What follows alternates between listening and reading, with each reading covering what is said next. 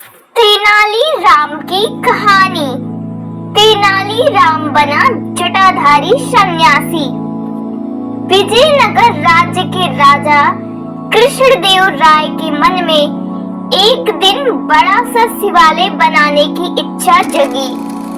इस सोच के साथ उन्होंने अपने खास मंत्रियों को बुलाया और उन्हें शिवालय के लिए एक अच्छी सी जगह ढूंढने को कहा। कुछ ही दिनों में एक अच्छी सी जगह को शिवालय के लिए सभी ने चुन लिया।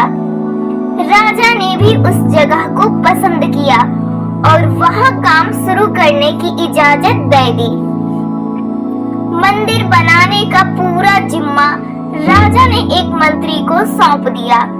वो अपने साथ कुछ लोगों को लेकर उस जगह की साफ सफाई करवाने लगे।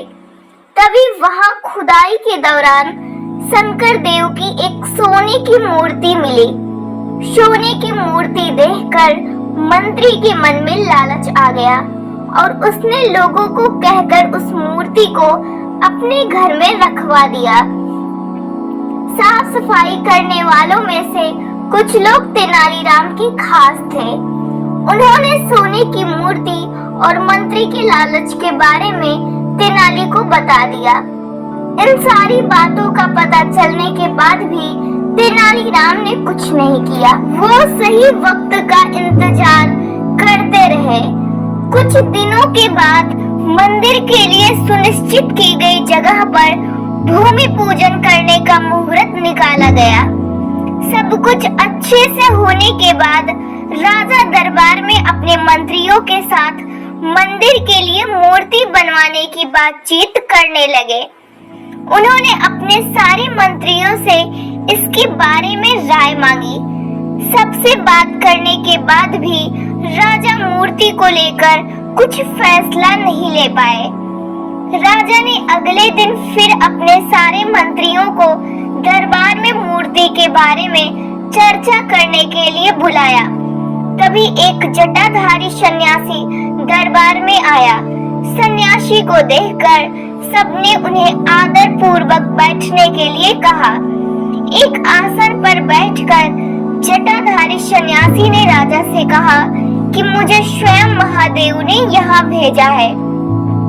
मैं जानता हूँ कि आप लोग शिव मंदिर बनाने की सोच रहे हैं और वहाँ स्थापित करने के लिए मूर्ति कैसी हो उस पर यहाँ चर्चा हो रही है।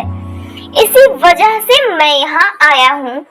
जटाधारी सन्यासी ने आगे कहा कि भगवान शिव ने मुझे खुद आप लोगों की परेशानी दूर करने के लिए यहाँ भेजा है।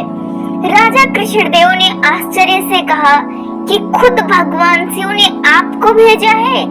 जटाधारी सन्यासी ने जवाब देते हुए कहा, हाँ, स्वयं महाकाल ने मुझे भेजा है। उन्होंने कहा कि शिव शंभु ने अपनी एक सोने की मूर्ति आपके लिए भेजी है।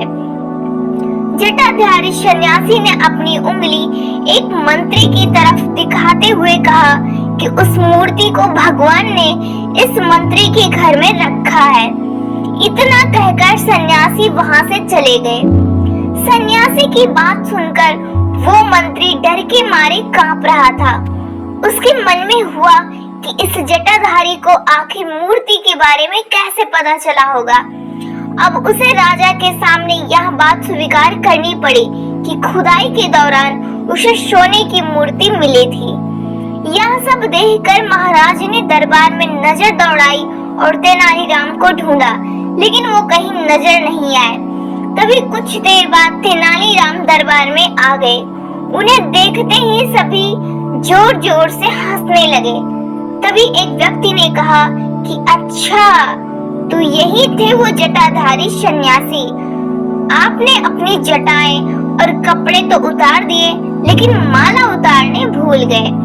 सबको हंसता देख महाराज भी मुस्कुराने लगे और तेनालीराम की तारीफ करते हुए मंदिर का काम करवाने की जिम्मेदारी उनके कंधों पर सौंप दी। कहानी से सीख। इस कहानी से यह सीख मिलती है कि लालच करना गलत है।